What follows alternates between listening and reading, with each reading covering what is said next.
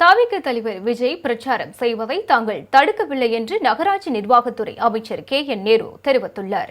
KN ராமஜெயத்தின் 14ஆம் ஆண்டு நினைவு தினத்தை முன்னிட்டு திருச்சி மாவட்டம் தனியார் கல்லூரியில் உள்ள அவரது சிலைக்கு அமைச்சர் KN நேரு மாலை அணிவித்து அஞ்சலி செலுத்தினார். பின்னர் செய்தியாளர்களை சந்தித்த அவர் 200 தொகுதிகளில் வெற்றி பெற வேண்டும் என்கின்ற எதிர்க்கட்சித் தலைவர் எடப்பாடி பழனிசாமியின் ஆசை நிறைவேறாது என்றும் திமுக ஆட்சி மீண்டும் தமிழகத்தில் மலர வேண்டும் என மக்கள் எதிர்பார்ப்பதாகவும் அவர் கூறினார். தேர்தலில் யாரும் போட்டியிடலாம், போட்டியிடுவதை நாம் தடுக்க முடியாது. ஜனநாயகத்தில் அனைவரும் போட்டியிடலாம்.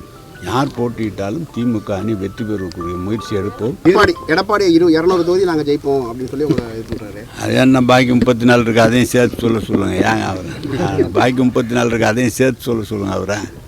அவர் சொல்கிறாரு, அது அவருடைய ஆசை. ஆனால் நடைபெற போவதில்லை. திமுக அணி தான் பெரும்பான்மையான இடங்களில் வெற்றி பெறும்.